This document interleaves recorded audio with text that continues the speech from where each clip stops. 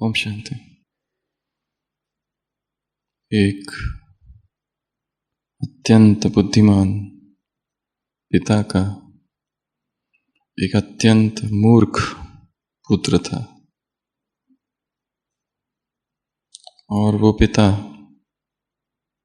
उस पुत्र को निरंतर ताने दिया करते थे कि कब तुम में अकल आएगी, तुम्हें कुछ भी नहीं आता। एक दिन उस पिता को बहुत सारा धन मिल जाता है,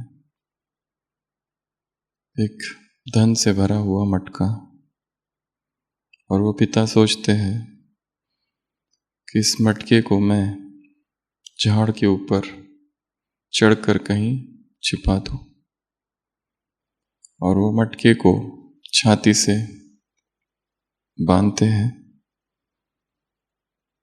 और झाड़ पर चढ़ने की कोशिश करते हैं, परंतु मटका छाती के सामने है तो झाड़ पर चढ़ना बहुत मुश्किल हो जाता है।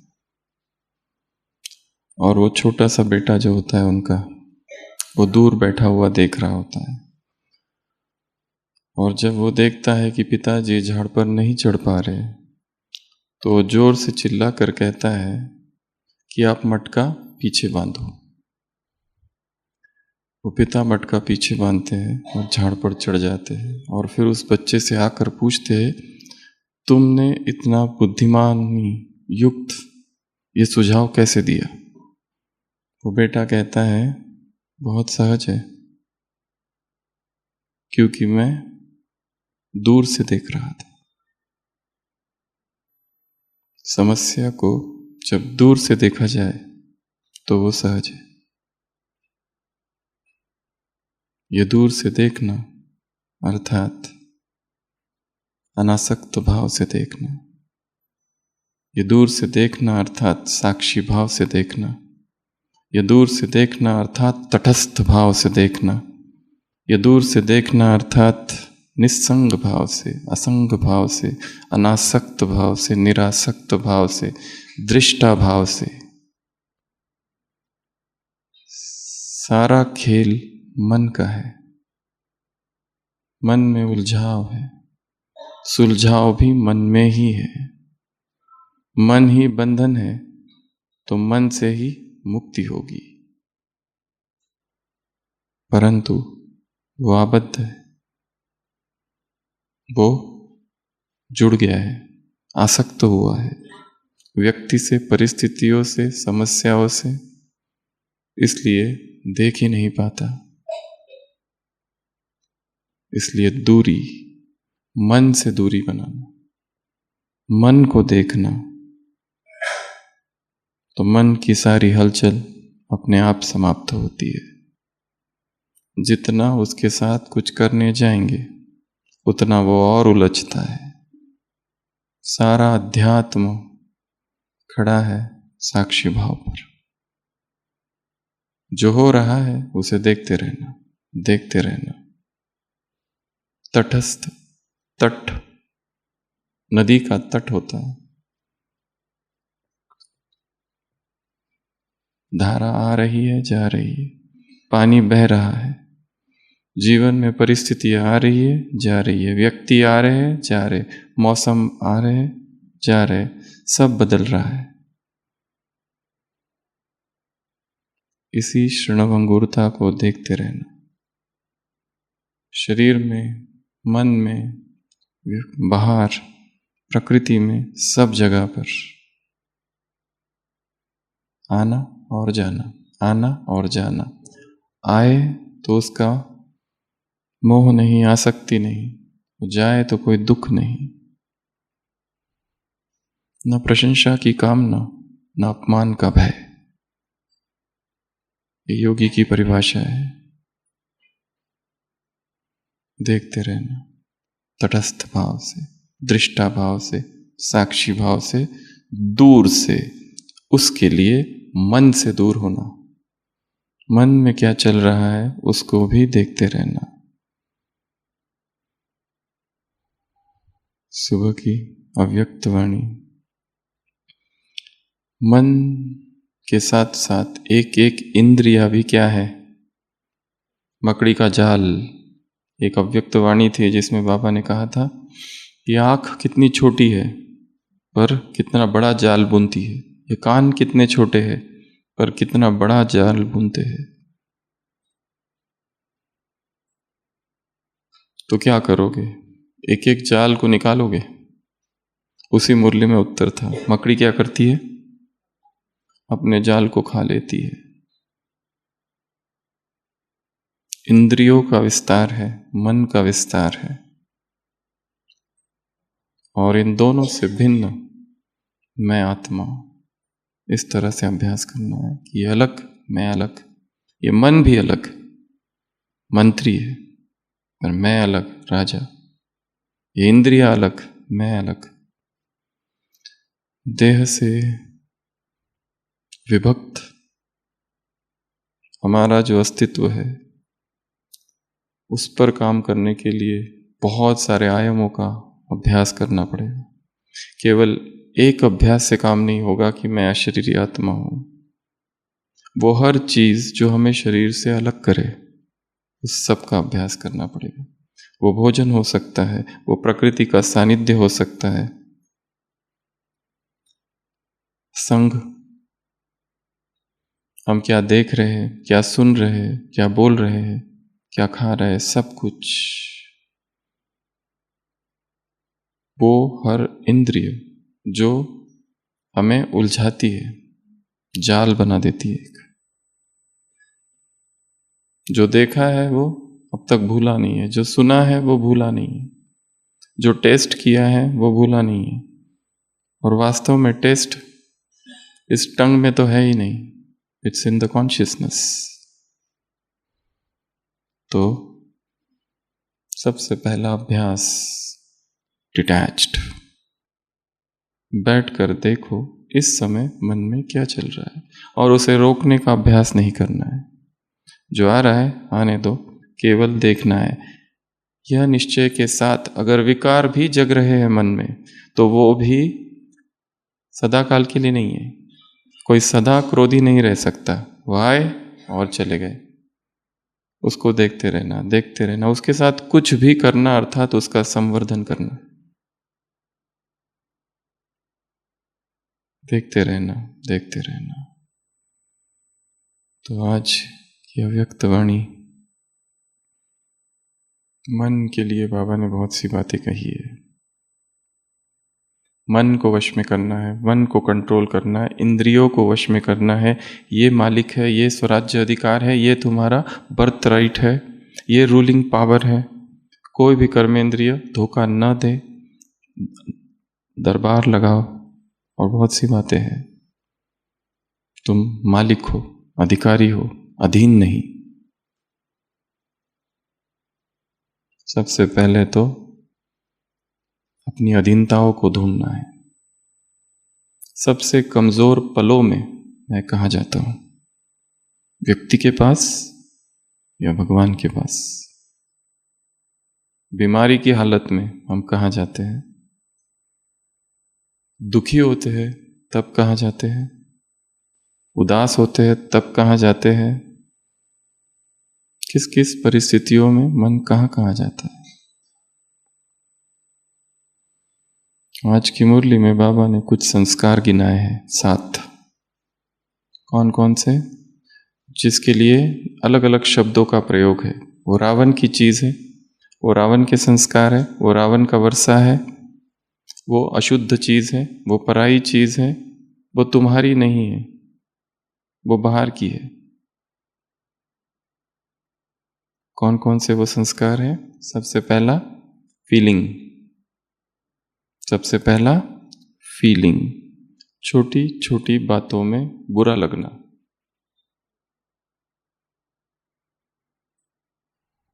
क्या हम इतने कमजोर हैं? किसी के बोल और व्यवहार हमें डिस्टर्ब कर दे। ये 2 ही चीजें हमें डिस्टर्ब करती है, बोल और व्यवहार। फीलिंग। परंतु अध्यात्म का और एक पक्ष ये भी है कि जैसे ही आत्मा शुद्ध होती जाती है, उसकी सेंसिटिविटी और बढ़ती जाती है, वो और गहराई से चीजों को फील करता है। एक संसार का व्यक्ति हार्ड, कोई क्रिमिनल है, उसको कोई कितनी भी गालियां दे, उसे कुछ नहीं होता है, वो टोटली इनसेंसिटिव है। परंतु दूसरी तरफ एक अध्यात्म में जो कराही है, वो धीरे धीरे बहुत संवेदनशील होते जाता है। इसलिए इन रियलिटी उसको तो ज्यादा फील होता है। ये भी उतना ही सत्य है, क्योंकि आत्मा जैसी जैसी शुद्ध होती जाती है, वो फील करती है वाइब्रेशंस को। किसी ने कुछ बोला नहीं, केवल क्रोध से देखा, वो भी पकड़ लेती है। परंतु उसमें और एक सेंसिटिव व्यक्ति में अंतर है। कोई भिक्षु भिक्षा मांग रहा है और कोई उसे लात मार देता है, और एक कोई दूसरा साधारण व्यक्ति कुछ कर रहा है और उसको भी कोई लात मारता है। लात किसे ज्यादा लगेगी? जो योगी है, जो तपस्वी है। परंतु उसमें एक और पावर होती है। वो इतना ऊपर उठ चुका है, इतनी करुणा अंदर आ गई है कि वो दर्द होते हुए भी वो करुणामयी है। उसे पता है कि सामने वाला जो है वो परवश है। नहीं तो आध्यात्मिक व्यक्ति बहुत ज्यादा रिसेप्टिव होता है, बहुत ज्यादा सेंसिटिव, बहुत कोमल, अत्यंत नाजुक, फेमिनाइन कैरेक्टर। मेल्स भी फीमेल्स बन जाते हैं, ऐसे कहा जाता है। परंतु साथ में फिर करुणा जुड़ती है, प्रेम जुड़ जाता है। तो सबसे पहला है अशुद्ध संस्कार। बाबा ने कहा जब तक अशुद्ध है तब तक शुद्ध वहां रह नहीं सकता। बाप कहाँ रहेगा? रावण के वर्षे के ऊपर बैठेगा क्या? तो फीलिंग्स, इमोशनली स्ट्रांग करना है अपने आप को। इंसल्ट सहन करने की शक्ति को धारण करनी है। और वास्तव में हमारी इंसल्ट कोई कर नहीं सकता यदि हम अनुमति ना दे तो सबसे पहला छोटी छोटी बातों में फीलिंग्स का आना, नाराज होना, रूठना, रोना, ये योगी के लक्षण नहीं है। योगी इससे ऊपर उठ जाता है, वो बहुत सेंसिटिव है, किसी का दुख उससे सहन नहीं होता है, इतना करुणामयी है, मैत्री के भाव है अंदर, विश्व कल्याण की भावना है, किसी दुखी को दुखी नहीं देख सकता। परंतु यदि अपमानित हो तो सहन कर सकता है। इतना योग में बैठे तो जैसे फूल जैसे बैठा है, परंतु जबरदस्ती अगर कोई उसे उठाने की कोशिश करे योगी को, वो उठेगा नहीं, हिला भी नहीं सकता उसे कोई। पर जब उसकी इच्छा हो, फूल की तरह वो उड़ जाएगा। ऐसा शास्त्रों में गायन है। सबसे पहला फीलिंग्स, इमोशंस, इनको समझना है। मुझे सबसे ज़्यादा फीलिंग कहाँ आती है और सबसे ज़्यादा हर्ट कहाँ महसूस होता है। ज़रूर किसी के कमेंट्स, किसी के शब्द, व्यंग्यबान, ये हर्ट कर देते हैं। और उस समय फिर न ज्ञान, न योग, न धारणा, न सेवा, कुछ भी काम नहीं करता है। और इस मार्ग में हमें कुछ कहे ना, ऐसा तो हो नहीं सकता। हम मजबूत कैसे बनते हैं? कैसे बनते हैं? यही सब चीजें हमें मजबूत बनाती है। परिस्थितियां, विघ्न, समस्याएं। देश के प्रधानमंत्री क्या कहते हैं? मैं रोज क्या करता हूं? कितनी किलो गाली खाता हूं? 1.5 किलो गालियां। तुम कुछ भी करो, कहने वाले कुछ ना कुछ करेंगे ही, कहेंगे ही। यदि हमें निश्चय है कि मेरा मार्ग सत्य है, सही है, तो चलते जाओ। फीलिंग्स में नहीं आना है। सेकंड, कौन सा संस्कार? मायूस। सेकंड, मायूस हो जाना अर्थात उदास हो जाना, दुखी हो जाना, खुशी गुम हो जाना। बाबा से भी कहते हैं कि पता नहीं खुशी क्यों गुम है, सब कुछ पता है, सभी का कितनों का कोर्स कराते हैं पूरे दिन भर में, दूसरों को हम सिखाते हैं कि शांति जीवन में कैसे आए, पर हमारे अपने जीवन में शांति का सर्वथा अभाव है। मायूस हो जाता है, स्पिरिचुअल डिप्रेशन। करना बहुत है, चाहते भी है, पर हो कुछ भी नहीं रहा, क्योंकि डिपार्टमेंट ही ऐसा है, लोग ही ऐसे हैं, सेवा ही ऐसी है, शरीर साथ नहीं दे रहा है, बीमार है, ढेर सारे कारण हैं। वरदान में क्या है आज का? खुश रहना सदा, अर्थात क्या है वो? महानता है। कितनी बड़ी बात बोल दी, सदा खुश। परंतु ये सदा खुश के लिए बहुत बड़ी तपस्या है। दुख का कारण क्या है? इस संसार में जो सुख है वो भी दुख ही है, इधर सुख हो ही नहीं सकता। मुरलियों में आया है, सुख कहाँ है? सुखधाम में। इसलिए हर कामना अपने साथ दुख लेके आती है, हर सुख का परिणाम भी दुख ही है। दुख तो दुख है ही, पर जो सुख है वो भी दुख ही है। इसलिए इस संसार से, यहां के व्यक्तियों से कौन सी आशाएं रखे कि ये हमारी देखभाल करेंगे, हमारा ध्यान रखेंगे, अटेंशन देंगे, प्रेम करेंगे, सहानुभूति? कुछ नहीं। किसको किसी से कोई लेना देना नहीं, हर एक अपने दुख दर्द में डूबा हुआ है। इसलिए जितनी जितनी एक्सपेक्टेशंस उतना ज्यादा दुख। तो दूसरा है संस्कार। बाबा ने कहा ये मेरे संस्कार नहीं है, ये रावण के संस्कार है, रावण की चीज है, रावण का वर्षा है, रावण की जायदाद है। कितने सारे शब्द प्रयोग किए गए। ये मेरे हैं ही नहीं, ये पराये है। पराये को अपना बना के रखा है, छिपा कर रखा है वो भी। उदास, कारण कुछ भी हो सकता है उदासी का, पर उदास तो परिणाम अगर उदासी है तो जरूर कोई ना कोई गलती हो रही है। तीसरा संस्कार, आज नहीं कल। तीसरा संस्कार, आज नहीं कल। स्वयं को दिलासा देते हैं, इसे कहा जाता है धोखा। इसे कहा जाता है धोखा देना, सेल्फ डिसेप्शन, आत्म प्रवंचना। खुद ही को हम धोखा दे रहे हैं। जो करना है अब भी करना है, मेरा स्वभाव, मेरे संस्कार, मेरी आदत, मेरी नेचर, नए संस्कार बनाने हैं। ये जो है ये मेरे संस्कार है ही नहीं, क्योंकि ये जो मेरे नहीं है ये मुझे दुख देते हैं, गिल्ट कॉन्शियसनेस में लाते हैं। मैं चाहता नहीं कि ये करूं, फिर भी अपने आप होता है। यही तो एडिक्शन है।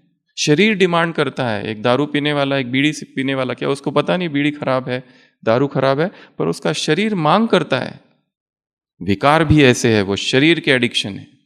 शरीर मांगता है, बुद्धि कहती है नहीं नहीं नहीं, मन कहता है, सब कहते हैं, परंतु शरीर मांग।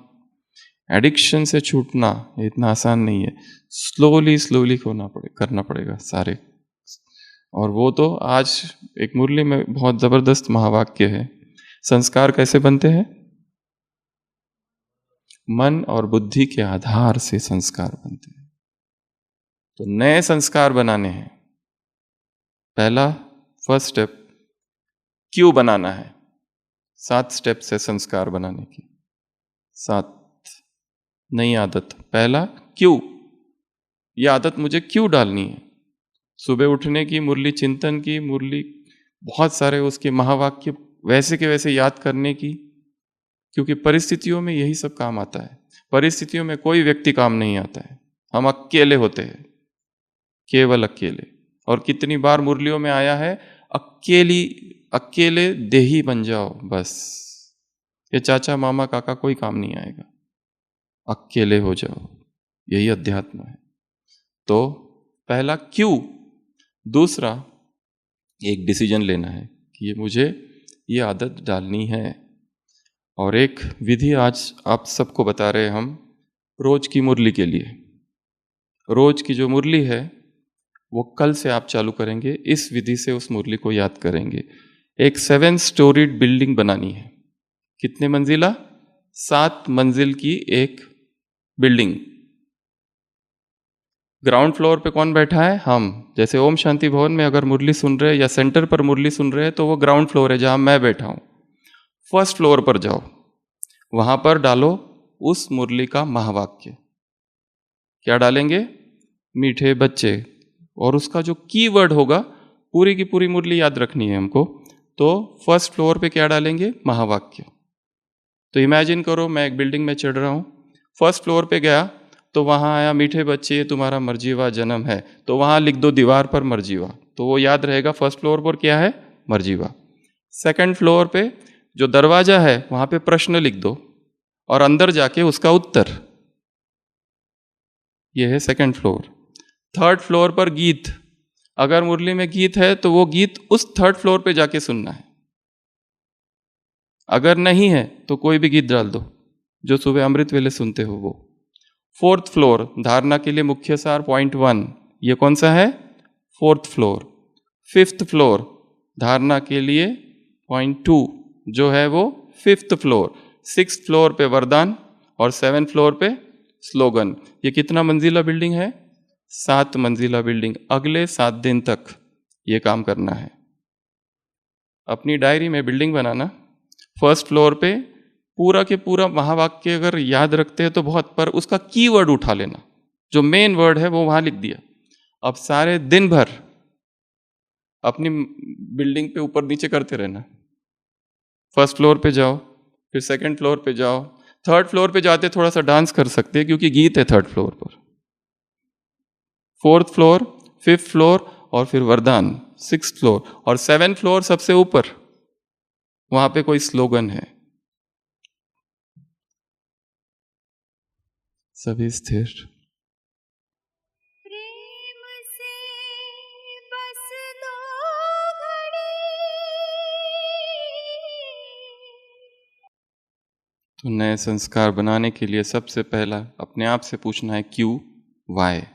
दूसरा, एक निर्णय लेना है, डिसीजन, कि मुझे ये नया संस्कार बनाना है, चाहे वो अमृत वेले फिक्स टाइम पर उठना है या रोज मुरली का इस तरह से चिंतन करना है जो अभी बताया। 7 मंजिले इमारत खड़ी करनी है और सारे दिन भर याद करना है। चौथी मंजिल पर क्या है, 5वीं मंजिल पर क्या है, 6वीं पे वरदान था, क्या वरदान था, स्लोगन था, क्या स्लोगन था, याद करना है। जैसे आज की मुरली में यदि वरदान में खुशी है तो 6वीं मंजिल पर केवल लिख देंगे खुशी।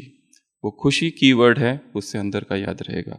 बुद्धि में जब तक ज्ञान नहीं गूंजता मन नीचे ही जाएगा, संसार की ओर, परिस्थितियों की ओर और दुख में डूबेगा। इसके लिए ज्ञान से उसको ऊपर उठा के रखना है। Third, visualisation. मन की आंखों से देखना है कि ये आदत हो गई, मैं कर रहा हूं। अगर उठना नहीं होता है तो देखो मैं अपने आप उठ रहा हूं, 2 बजे 3 बजे जितने भी बजे उठना है। अफर्मेशंस। नेक्स्ट, अफर्मेशन, सम्मान उस तरह से क्रिएट करना है, ये हो गया है, मेरे लिए बहुत आसान है, बहुत आसान है, बहुत आसान है, मैं ये कर सकता हूं, सम्मान।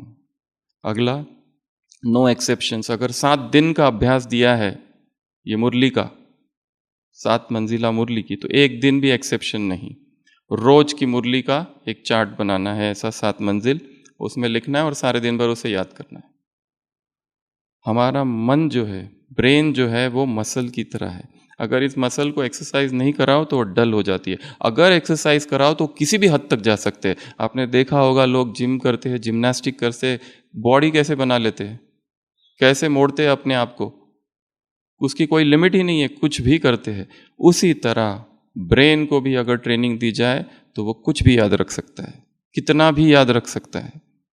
और सारा खेल स्मृति और विस्मृति का ही है। बुद्धि से ज्ञान लुप्त होते ही, जैसे ही मूर्छा आती है, पाप होने लगते हैं। पाप और पुण्य की एक ही परिभाषा है, पुण्य अर्थात सजगता, पाप अर्थात मूर्छा। जैसे ही बेहोश हुए पाप होने चालू, जैसे ही होश में है, जागरण की अवस्था में जो कुछ करोगे सपने अपने आप ही सब पुण्य है,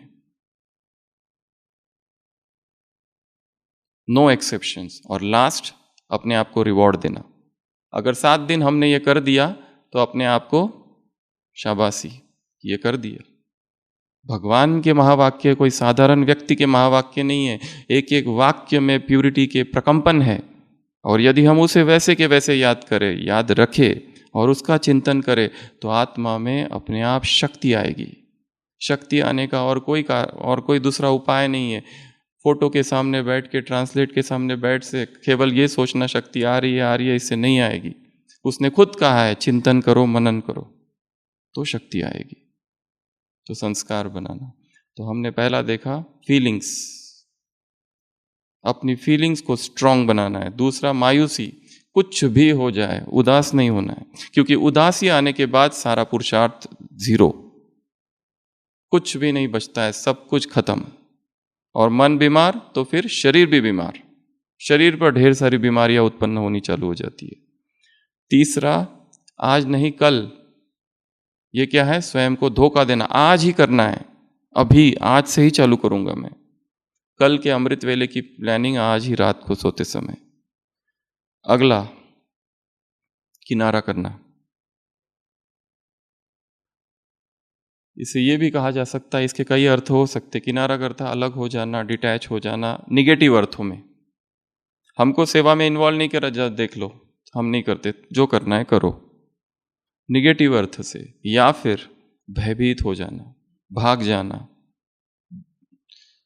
जितने हमारे भय है, जब तक हम उनका आंखों में आंखें डालकर सामना नहीं करते, वो हमको डराते रहेंगे। हमारे मन के अंदर बहुत सारी स्मृतियां हैं अतीत की, जो आती है और हमको गिराकर चली जाती है। तो क्या किया जाए? रोज उनको देखना है, थोड़ा थोड़ा रोज देखते रहो अमृत वेला। वो भी बीच में जो बहुत दर्दनाक दृश्य हुए हैं जीवन में, अतीत में, पास्ट में, ट्रॉमेटिक इवेंट्स, उनको एक झलक देखना है, साक्षी होकर देखना है, दूर से देखना है। क्योंकि सारा खेल हमारा अपना बनाया हुआ है, हमने ही जाल बुना है, हम ही उसमें फंसते हैं। और मेरा बुना हुआ जाल कोई दूसरा कैसे तोड़ सकेगा? जैसे कोई एक व्यक्ति है, वो एक दूसरे व्यक्ति के पास एक दूध का जग दे के जाता है, कहता है मैं थोड़ी देर में आता हूँ, इसको संभाल के रखना। वो जब तक आता है कहता है दूध तो गायब हो गया। उस पड़ोसी से पूछता है दूध कहाँ है? वो कहता है मक्खियाँ पी गई। दोनों का झगड़ा हो जाता है, कोर्ट में जाते हैं। वो जज कहता है दूध कहाँ है? वो कहता है मैं क्या करूं, मैंने थोड़ी पिया। बोलता है तुझे तुम्हें देना पड़ेगा हर्जाना। वो कहता है मैंने पिया ही नहीं, मक्खियों ने पिया। तो जज कहता तुमने मक्खियों को मारा क्यों नहीं फिर? तो कहते क्या आपकी अनुभूति है कि मैं मक्खियों को मारूं? वो कहता है हाँ। जज कहता है हाँ है। उसी समय एक मक्खी उस जज के गाल पर आकर बैठती है और वो उसे चाटा मार देता है। परंतु ये पॉलिसी बनाई किसने थी? आदेश किसका था कि मक्खी अगर है तो मैं तुम्हें आदेश देता हूं कि तुम मार सकते हो, और भुगतना भी उसी को पड़ा। सारे जंजाल हमने निर्माण किए हैं। आंखों ने निर्माण किया, कान ने, टेस्ट ने, काम ने, क्रोध ने, लोभ ने, मोह ने, अहंकार ने, इंद्रियों ने। हम ही उसे खत्म कर सकते हैं और कोई दूसरा नहीं। एक व्यक्ति रोज जाता है चर्च में और वहां प्रार्थना करता है, हे प्रभु मेरा पूरा जीवन एक मकड़ी का जाल बन गया है, मुझे छुड़ाओ इस जाल से। वो पादरी रोज सुनते रहता है इसकी बातें और एक दिन कहता है stop, just kill the spider. तुम मकड़ी को क्यों नहीं मारते? जो कारण है इस दुख का उसको ही खत्म कर दो बस। टालियां काट रहे जड़। तो किनारा। अगला परचिंतन नहीं, अगला है व्यर्थ के संस्कार। ये भी कहा है बाबा ने 7 संस्कारों में व्यर्थ के संस्कार, क्योंकि व्यर्थ इतना ज्यादा है चारों तरफ, वो मन को प्रभावित करता है, मन वश में हो जाता है, प्रभाव डालता है व्यर्थ। इतने व्यर्थ के जंजाल में स्वयं को समर्थ हम अगर रख सके तो एक ही विधि है, वो है ज्ञान, वो है तप। बाबा ने क्या कहा है, ये रावण के संस्कार को क्या कहाँ छोड़ के जाओ, ट्रेन में, आबू रोड में, या इस हॉल में? इस हॉल में, क्योंकि ये तपस्या का स्थान है। यहीं छोड़ दो, जल के भस्म हो जाएंगे। ज्वाला भवन है मधुबन, तप का स्थान है। तो व्यर्थ क्यों जाता है, पहला तो उसकी ही खोज करनी है। उसे डायरेक्ट व्यर्थ को खत्म नहीं किया जा सकता, व्यर्थ का कारण मिलते ही अपने आप वो नष्ट हो जाएगा। अगला परचिंतन करना और परचिंतन सुनना। तो ऐसे ये 7 संस्कार, 7 अशुद्धि है जिसको हमें निकालना है। किसी के जीवन में क्या हो रहा है हमें क्या पता, हमें किसी के विषय में कुछ नहीं पता, इसलिए हम कुछ भी नहीं बोल सकते किसी के बारे में। सारा focus mind your own business, बस। हजारों चीजें होती रहेगी संसार में, अप डाउन, हमें उनको देखना ही नहीं है। तो ये 7 संस्कार है जो हमारे नहीं है, और 4 संस्कार है जो हमारे अपने हैं, ओरिजिनल। वो कौन से? पहला विश्व कल्याणकारी, शुभ चिंतनधारी, शुभ भावना, शुभ कामना। ये ओरिजिनल संस्कार है, ये मेरे संस्कार है। इस पर चिंतन करना है, मैं कल्याणकारी हूं तो कैसे हूं। इसी मुरली में एक तो ये बात बताई है मालिकपन की, कि मन का राजा बनना है, रूलिंग पावर हो। और दूसरी बात बताई है कि मन क्या है, घोड़ा है, 1 सेकंड में पूरे फॉरेन का चक्कर लगा सकता है, क्विक है। इसलिए क्या करो, उसको श्रीमत की लगाम से उसको टाइट करो। फिर से कल अमृत वेले ब्राह्मण जीवन की सारी मर्यादाओं को रिवाइज करना है। करेंगे सभी? कैसे रिवाइज करेंगे, याद है? फिर ब्राह्मण जीवन की सारी मर्यादाएं, ए से लेके जेड तक, ऐसी ए से लेके 26 मर्यादाएं हैं। किसी क्लास में चर्चा हुई थी कभी, तो उसमें बहुत सारी बातें हैं। अमृत वेला, ब्रह्मचर्य, सेंटर का वातावरण, ड्रेस कोड, किस तरह का ड्रेस हम पहन रहे हैं, बाबा के लिए प्यार, लिटरेचर से संबंधित मर्यादा, एकांत, मौन, अंतर्मुक्ता, मधुबन आने की मर्यादा, एक सेंटर से दूसरे सेंटर जाने की मर्यादा, बहुत सारी मर्यादाओं की चर्चा है। एक मुरली में बाबा ने यह भी कहा है, ये मकड़ी का जाल इतना बड़ा हो जाता है कि रूहानी बेहोशी में चले जाते हो, और इस रूहानी बेहोशी में ईश्वरीय मर्यादाएं भूल जाती है। ऐसा ये जाल है। तो ब्राह्मण जीवन की जितनी मर्यादाएं आपको याद है, या फिर सेंटरों पर जो बोर्ड लगा रहता है ना, उसको आंखों के सामने लाओ और अमृत वेला पूरी मर्यादा एक बार याद करो। क्या मर्यादा है? बाबा ने कहा, तुम कौन हो? युद्ध नहीं हो तुम, ब्रह्मा कुमार कुमारिया हो। व्यर्थ नहीं आना चाहिए। ये तो मर्यादाएं टूटती है। जहां मर्यादाएं टूटेगी वहां पाप होगा, वहां गिल्ट कॉन्शियसनेस होगा, अपराध भाव। तो ये 4 संस्कार धारण करने हैं। और फिर हम बात कर रहे थे मर्यादा की। श्रीमत क्या है? लगाम। तो इनको रिवाइज करना है। बच्चे के लिए क्या कहा है बाबा ने, छोटा बच्चा बन जाने के लिए? कि सारे दिन भर में हम बोलते ही रहते हैं कि बाबा बाबा बाबा, अर्थात बच्चा है ही। पर बोलने वाले 2 प्रकार के हैं, फिर दिल से और दिमाग से। दिल और दिमाग में क्या अंतर? खुशी और शक्ति कायम, और खुशी और शक्ति अल्पकालीन, ये अंतर है। जैसे कोई दूसरा ऑप्शन ही नहीं है, there is no option B. एक की ही याद है बस, और किसको याद करूं? ऐसी आर्त पुकार उसके लिए निकले, ओनली यू। तो मुरली में तो बहुत सी बातें थी, इतनी कुछ मुख्य बातें हमने यहाँ चर्चा की है। ऐसे कैसे? बालक सो मालिक बच्चों को, ऐसे मालिक बच्चों को, राजा बच्चों को, रूलिंग पावर वाले बच्चों को, नशा और निश्चय वाले बच्चों को, कभी कभी नहीं सदा, ऐसे स्वराज्य अधिकारी बच्चों को, ऐसे अधिकारी बच्चों को जो अधीन नहीं है, ऐसे बच्चों को, ऐसे सदा खुश रहने वाले बच्चों को, ऐसे सब कुछ चला जाए, शरीर भी चला जाए पर खुशी न जाए, ऐसे बच्चों को, ऐसे अपने ऊपर अटेंशन देने वाले बच्चों को, पोता मेल रखने वाले बच्चों को, अपना राज दरबार लगाने वाले बच्चों को। और एक होमवर्क है, रात को सोने से पहले एक बार अपनी डायरी लिखनी है रोज। उसमें कुछ भी लिखो, भले पूरी दिनचर्या लिखो या याद का चार्ट लिखो, पोता मेल लिखो या बाबा को लेटर, कुछ भी। पर अगर नहीं लिखते तो ये एक आदत डालनी है। तो एक आदत डायरी की है और एक आदत मुरली की है, ये 2 आदतें। ऐसे फीलिंग से परे, मायूसी से परे, ऐसे परचिंतन परदर्शन से परे, अशुद्ध भावना, अशुद्ध फीलिंग से परे, रावण के संस्कार, रावण की जायदाद छिपाकर न रखने वाले, यहीं जलाकर जाने वाले बच्चों को ऐसे, ब्रह्मा बाप को फॉलो करने वाले बच्चों को ऐसे, व्यर्थ से परे ऐसे, किनारा न करने वाले बच्चों को ऐसे, आज नहीं कल नहीं आज करने वाले बच्चों को अभी ऐसे, बाबा बाबा करने वाले पर कैसे, दिल से, मन से, हृदय से, हार्दिक, ऊपर ऊपर सा नहीं। ये दिमाग का सौदा नहीं है, ये सौदा दिल का है। हृदय से बहुत डीप गहराई में जाकर उसको याद करना। उसमें देखेंगे कि उसमें शब्दों का ज्यादा काम ही नहीं है। उसको कुछ, वो जो अदालत है वहां कोई सबूत देने की आवश्यकता नहीं है, बाबा मैंने ये किया, ये सबूत, वो सबूत, ये यहाँ की अदालत में है। वहां सब कुछ ऑटोमेटिक है। ऐसे डबल लाइट अधिकारी, ऐसे डबल अधिकारी बच्चों को ऐसे, याद है ना मुरली पढ़ी कि नहीं?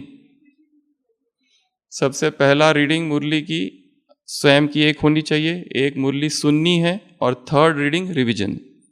और फिर वो चार्ट बनाना है, बिल्डिंग कितने मंजिल वाली, 7 मंजिल वाली बिल्डिंग रोज बनानी है वो बिल्डिंग, और उस बिल्डिंग को पूरा याद रखना है और दिन भर में बिल्डिंग के नीचे ऊपर होते रहना जिन की तरह, कभी 7th फ्लोर, कभी 3rd फ्लोर, कभी 4th फ्लोर, कभी 2nd फ्लोर, और कभी ग्राउंड फ्लोर पे बैठे रहो जो नीचे है। ठीक है, ऐसे। और कोई पॉइंट? सदा खुश हो गया। सदा खजाने के बारे में भी कहा है बाबा ने, इसके भी मालिक, सबको समान खजाने दिए, 1 करोड़ 10 करोड़ नहीं, तो सारे खजानों को हप कर लेना। भूख लग जानी चाहिए ईश्वरीय खजानों की, प्यास, पी लू सब कुछ। I will drink the entire ocean, before me the mountains will crumble. ऐसी प्यास। मन जितना स्ट्रांग होगा कुछ भी हमें टच नहीं कर सकेगा। स्वामी विवेकानंद का एक वाक्य है, the venom of the snake is poisonless if you can firmly deny it. सांप ने काटा है, पर तुमने अगर कह दिया मुझे कुछ नहीं होगा, तो कुछ नहीं होगा। इतनी माइंड में पावर है, इतनी शक्ति है उसमें, कुछ नहीं होगा। मन को इतना सशक्त, इतना सबल कि छोटी मोटी बातों से, किसी के शब्द, बोल, व्यवहार, परिस्थितियों से हम डगमग ना हो। हमें तो बहुत आगे बढ़ना है, बहुत आगे जाना है। ये मार्ग तो सिक सिक झुक झुक मरमर, ये मार्ग तो ओखली में सर दिया तो मूसलों से क्या डर, मूसले तो खानी पड़ेगी। ये मार्ग ही ऐसे। आपने किस यूनिवर्सिटी में एडमिशन ली है? University of hard knocks. यहाँ तो बॉक्सिंग ही बॉक्सिंग है। पहले ही पता रहना, तुमको तो पहले ही बता दिया है कि माया से बॉक्सिंग है, वो हमसे कई गुना अधिक उस्ताद है। इसीलिए पहले ही बता दिया है, तो अब डर कैसा? और भगवान साथ है। तो ऐसे ढेर सारे सम्मान वाले बच्चों को बाप दादा का याद प्यार, गुड नाइट और नमस्ते। हम रूहानी बच्चों की, रूहानी बाप दादा को याद प्यार, गुड नाइट और नमस्ते। ओम शांति।